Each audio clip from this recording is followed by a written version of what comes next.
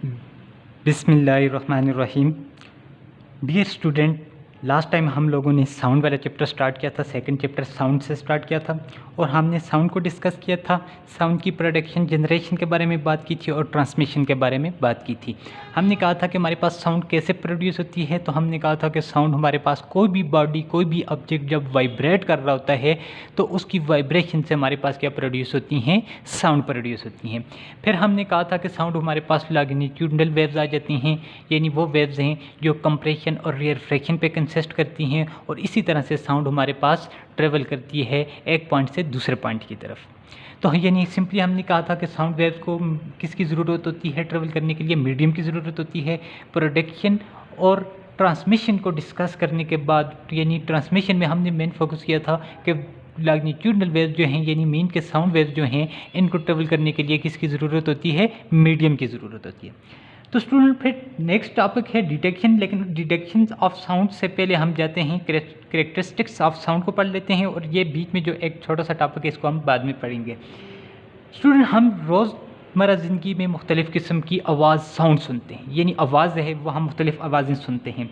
तो ये तो हमने डिटेल में डिस्कस कर लिया कि इसकी प्रोडक्शन जनरेशन क्या है और इसकी ट्रांसमिशन क्या है। यह डिस्कस करने के बाद अब सबसे इम्पॉर्टेंट जो पॉइंट है वो है कैरेक्टरिस्टिक्स ऑफ साउंड, यानी साउंड की हमारे पास कुछ खुसूसियात हैं, कुछ प्रॉपर्टीज़ हैं। देखें स्टूडेंट, जैसे हम रोज़ाना मुख्तलिफ़ किस्म की आवाज़ें सुनते हैं। फॉर एग्ज़ाम्पल, अगर हम बच्चों की आवाज़ सुनते हैं तो हम फ़ौरन महसूस कर जाते हैं कि ये आवाज़ छोटे बच्चे की है। मर्दों की आवाज़ सुनते हैं, बूढ़ों की आवाज़ सुनते हैं, औरतों की आवाज़ सुनते हैं, तो इस तरह से हम आवाज़ में क्या कर सकते हैं, डिस्टिंग्विश कर सकते हैं कि यानी मुख्तलिफ़ आवाज़ें सुनने से, फॉर एग्ज़ाम्पल एक ही ऐसा ऑब्जेक्ट हो, सोर्स दोनों के सेम हो, साइज सेम हो, उनसे पैदा होने वाली, जनरेट होने वाली जो साउंड्स हैं उनमें हम क्या कर सकते हैं, डिस्टिंग्विश कर सकते हैं, उन साउंड्स में फ़र्क कर सकते हैं। ये क्यों फ़र्क कर सकते हैं, हम मुख्तलिफ़ आवाज़ों को कैसे पहचानते हैं, तो ये हमारे पास साउंड्स की कुछ ऐसी प्रॉपर्टीज़ हैं जिनको डिस्कस करने के बाद हम इस क्वेश्चन का आंसर दे सकते हैं कि हमारे पास मुख्तलिफ़ आवाज़ों में डिस्टिंग्विश कर हम कैसे कर सकते हैं। वो हमारे पास क्या हैं, कुछ फ्यू कैरेक्टरिस्टिक हैं, कुछ ऐसी कैरेक्टरिस्टिक्स हैं किसकी, साउंड्स की, जिसकी वजह से हम साउंड मुख्तलिफ साउंड में क्या करते हैं, डिफरेंस कर सकते हैं। तो कैरेक्टरिस्टिक्स ऑफ साउंड्स आज का हमारा जो टॉपिक है, कैरेक्टरिस्टिक्स ऑफ साउंड, यानी few characteristics of sound by which we distinguish between two sounds, यानी हमारे पास कुछ ऐसी कैरेक्टरिस्टिक्स हैं साउंड्स की जिसकी वजह से हम दो आवाज़ों में डिस्टिंग्विश कर सकते हैं, फ़र्क कर सकते हैं, उनको क्या कर सकते हैं, पहचान सकते हैं। These characteristics are given below. ये कहते हैं कि ये जो कैरेक्टरिस्टिक्स ऑफ साउंड्स हैं ये हमारे पास कौन सी हो सकती हैं, लाउडनेस हो सकती है, पिच और क्वालिटी। यानी सिंपली हम कहें, अगर बात करें तो हमारे पास साउंड की कुछ ऐसी कैरेक्टरिस्टिक्स हैं जिसकी बेस पे हम दो साउंड्स के दरमियान डिस्टिंग्विश कर सकते हैं, उनके दरमियान फ़र्क कर सकते हैं। उनमें एक लाउडनेस है, एक पिच है और एक क्वालिटी है। ये तीन साउंड्स की क्या हैं, कैरेक्टरिस्टिक्स आ जाती हैं। आज हम डिस्कस करेंगे लाउडनेस को और कुछ पिच को डिस्कस करेंगे। लाउडनेस क्या है, लाउडनेस का मतलब जैसे स्टूडेंट हमारे पास क्या आ जाता है, लाउडनेस का मतलब ऊंचा, यानी लाउडनेस का मतलब ऊंची, लाउड साउंड का मतलब क्या हो गया, ये तो लाउडनेस के इस कैरेक्टरिस्टिक्स हैं। वैसे अगर साउंड इसके मीनिंग को समझने की कोशिश करें तो वैसे लाउड साउंड का मतलब ये होगा कि ऊंची आवाज़, ऊंची आवाज़ या तेज़ आवाज़ या ऊंची आवाज़ हो सकती है। अब यहाँ पे आवाज़ की लाउडनेस से क्या मतलब है, पहले मैं इसको डिफाइन कर लेता हूँ, फिर इसको एक्सप्लेन कर लेता हूँ। तो स्टूडेंट, लाउडनेस, ये जो कैरेक्टरिस्टिक्स है साउंड की, इसमें लाउडनेस का क्या मतलब हुआ, कहते हैं the property due to which we can distinguish between loud and faint sound, यानी ये एक साउंड की, आवाज़ की एक ऐसी प्रॉपर्टी है, एक ऐसी खुसूसियत है जिसकी वजह से एक लाउड साउंड में, यानी loud sound and faint sound में हम क्या कर सकते हैं, डिस्टिंग्विश कर सकते हैं। अब लाउड का क्या मतलब हुआ, लाउड का मतलब लाउड साउंड, लाउड साउंड का मतलब ये हुआ कि ऊंची आवाज़, यानी ऊंची आवाज़। और दूसरा है कौन सी साउंड है, फेंट साउंड है। फेंट साउंड का मतलब ये हुआ कि हमारे पास मध्यम आवाज़, यानी हल्की आवाज़, मध्यम आवाज़, या जिसको हम कह सकते हैं हल्की आवाज़। ये इन दो आवाज़ में हम, यानी एक आवाज़ जो आप सुनते हैं, ऊंची आवाज़, लाउड साउंड और फेंट साउंड में आप डिस्टिंग्विश करते हैं। आप मुख्तलिफ आवाज़ सुनते हैं तो आप कहते हैं कि ये आवाज़ ऊंची है या ये आवाज़ लाउड है या ये फेंट साउंड है। इन दो साउंड्स में, साउंड की फेंट साउंड में और लाउड साउंड में जो आप क्या करते हैं, डिस्टिंग्विश कर सकते हैं, वो साउंड की कौन सी प्रॉपर्टी है, लाउडनेस है। अब जिस साउंड की हमारे पास लाउडनेस ज़्यादा होगी, हम कहेंगे इसकी के यानी कौन सी साउंड है, लाउड साउंड है। अगर यानी लाउडनेस होना किसी साउंड्स का, ये हमें डिस्टिंग्विश करवा सकता है, फ़र्क कराता है दो साउंड्स में, लाउड साउंड और फेंट साउंड में। यानी जिस आवाज़ की साउंड की हमारे पास क्या ज़्यादा होगी, लाउडनेस ज़्यादा होगी, तो हम कहेंगे कि ये लाउड साउंड है, ये फेंट साउंड नहीं है। इसी तरह से जिस आवाज़ की लाउडनेस क्या है, कम है, हम कहेंगे कि ये कौन सी साउंड है, फेंट साउंड है। सिंपली आवाज़ की लाउडनेस जो है वो हमें फेंट साउंड और लाउड साउंड में डिस्टिंग्विश करवाती है। अब साउंड जो है, ये हमारे पास साउंड की जो असल में साउंड की जो एनर्जी है, साउंड एनर्जी जो है, ये हमारे पास डायरेक्टली प्रोपोर्शनल होती है लाउडनेस के। यानी ये हमारे पास साउंड एनर्जी होती है। असल में हमने कहा था कि जो हमारे पास साउंड प्रोड्यूस होती हैं वो कैसे प्रोड्यूस होती हैं, वो किसी भी ऑब्जेक्ट के पास जो एनर्जी होती है जिसकी वजह से वो वाइब्रेट करता है, उससे हमारे पास साउंड प्रोड्यूस होती है। अब ये जिस ऑब्जेक्ट के पास जितनी ज़्यादा एनर्जी होगी, यानी साउंड एनर्जी ज़्यादा होगी, तो वो इतना ही, यानी जितनी ज़्यादा साउंड एनर्जी होगी उतना ही उस ऑब्जेक्ट के पास लाउडनेस होगा। मतलब क्या कि जिस ऑब्जेक्ट की हमारे पास एनर्जी ज़्यादा है वो ज़्यादा वाइब्रेट करेगा, उसका मतलब है कि उस साउंड में क्या हो जाएगी, साउंड एनर्जी ज़्यादा होगी। उस साउंड की साउंड एनर्जी ज़्यादा होगी, हम कहेंगे कि उसकी क्या ज़्यादा है, लाउडनेस ज़्यादा है। लाउडनेस ज़्यादा होने से हम कहेंगे कि ये कौन सी साउंड है, लाउड साउंड है। इसी तरह से जो ऑब्जेक्ट वाइब्रेट कर रहा है, जिससे साउंड प्रोड्यूस हो रही है, उसकी अगर साउंड एनर्जी कम है तो उससे पैदा होने वाली जो आवाज़ होंगी उनकी भी साउंड एनर्जी क्या होगी, कम होगी। हम कहेंगे कि ये कौन सी आवाज़ है, फेंट साउंड है। यानी आवाज़ का लाउड साउंड और फेंट साउंड जो डिपेंड करते हैं वो किस पे करते हैं, sound energy of vibrating body पे, और जिसकी साउंड एनर्जी ज़्यादा है उसकी लाउडनेस भी क्या होगी, ज़्यादा होगी। अब उसके बाद हम देख लेते हैं कि ये जो लाउडनेस है ये हमारे पास डिपेंड्स किन फैक्टर पे करती है, कि किसी आवाज़ की लाउडनेस ज़्यादा है या किसी आवाज़ की लाउडनेस, साउंड जो है उसकी लाउडनेस कम है, तो ये किस वजह से होते हैं, इसके कौन से फैक्टर हैं जिन पे ये लाउडनेस डिपेंड करती है। तो स्टूडेंट, लाउडनेस जो है वो डिपेंडेंस इसकी किस फैक्टर पे होती है। पहला जो फैक्टर है वो एरिया ऑफ वाइब्रेटिंग बॉडी। किसी आवाज़ का लाउड होना यानी लाउड साउंड का जो प्रोड्यूस होना है वो डिपेंड करता है एरिया ऑफ वाइब्रेटिंग बॉडी।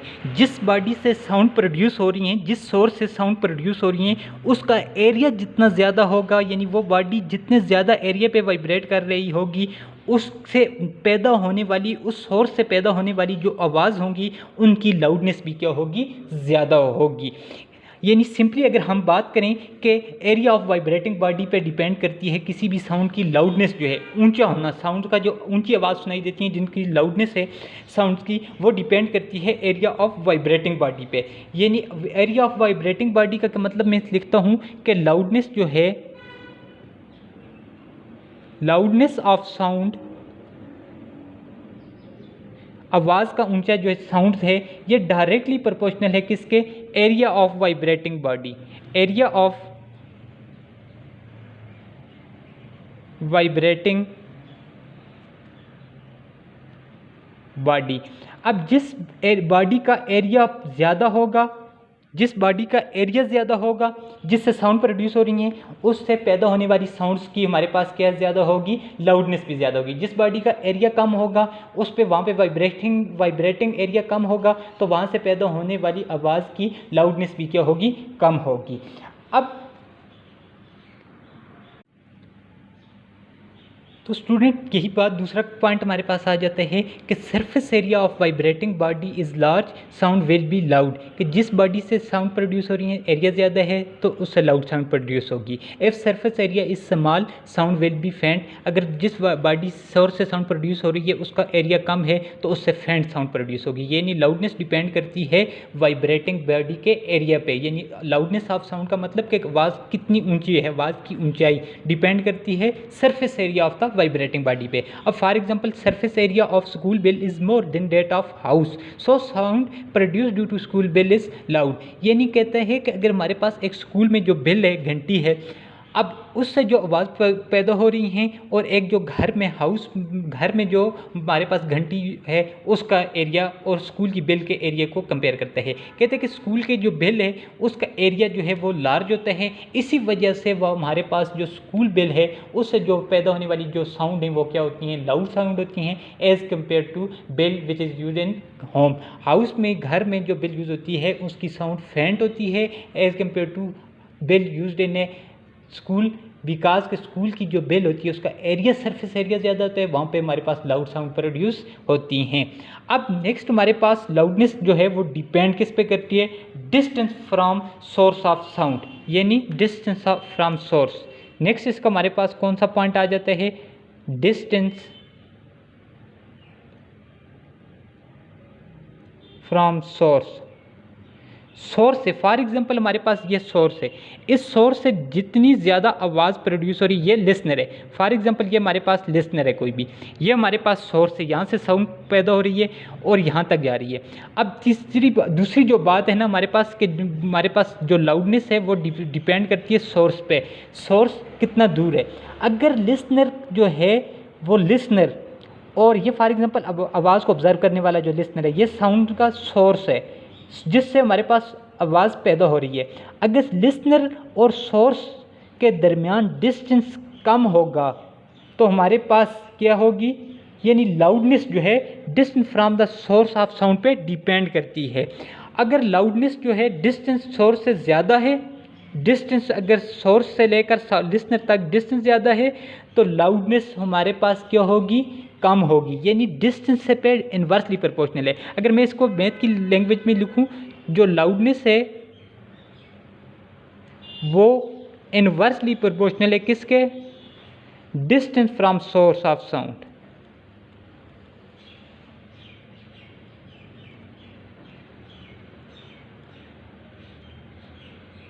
यानी जिस ऑब्जेक्ट से साउंड पैदा हो रही है उससे लेकर लिसनर तक, साउंड सुनने वाले तक का दरमियान का जो डिस्टेंस है वो इस लाउडनेस के इन्वर्सली प्रोपोर्शनल है। अगर इन दो के बीच में अगर डिस्टेंस ज़्यादा होगा तो आवाज़, साउंड की जो लाउडनेस है वो कम होगी।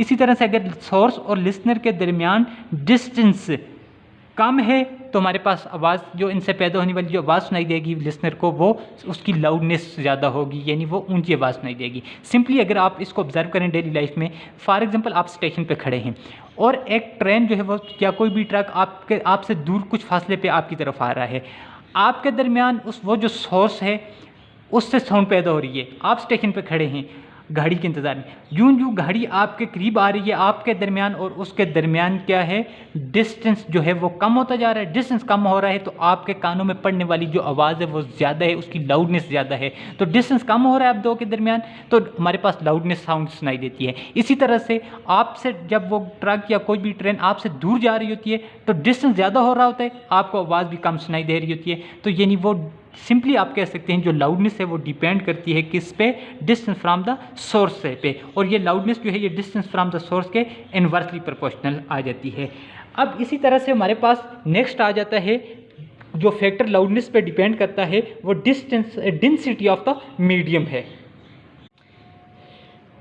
तो स्टूडेंट थर्ड जो पॉइंट है जिस पे लाउड साउंड की जो लाउडनेस है वो डिपेंड करती है वो डेंसिटी ऑफ द मीडियम पे भी डिपेंड करती है, यानी जिस मीडियम में से साउंड पासिस कर रही है उस मीडियम की डेंसिटी अगर ज़्यादा है तो उसमें से पासिस करने वाली जो साउंड होगी वो भी लाउड साउंड होगी। यानी हम सिंपली कह सकते हैं कि साउंड जो है, साउंड की जो लाउडनेस है वो डायरेक्टली प्रोपोर्शनल है डेंसिटी ऑफ द मीडियम। जिस मीडियम की हमारे पास डेंसिटी ज़्यादा होगी उसमें से पासिस करने वाली जो साउंड है उनकी लाउडनेस भी ज़्यादा होगी, वो इतनी ऊँची आवाज़ सुनाई देंगी। और जिस मीडियम की डेंसिटी हमारे पास कम है उसमें से पासिस करने वाली जो साउंड है उनकी लाउडनेस भी क्या होगी, कम होगी, वहाँ पे फेंट साउंड प्रोड्यूस होगी। इसके एग्जांपल क्या देते हैं कि फेंट sound is heard if it pass through hydrogen gas. यानी अगर एक साउंड है वो हाइड्रोजन गैस में से पासिस करके जाएगी तो आगे हमें फेंट साउंड प्रोड्यूस होगी, यानी हम जो आवाज़ सुनेंगे हल्की सी आवाज़ सुनेंगे। इसी तरह से वो आवाज़ अगर पासिस करे थ्रू एयर तो हमारे पास लाउड आवाज़ सुनाई देगी। तो मतलब क्या हुआ कि मीडियम की जो डेंसिटी है वो डिपेंड करती है,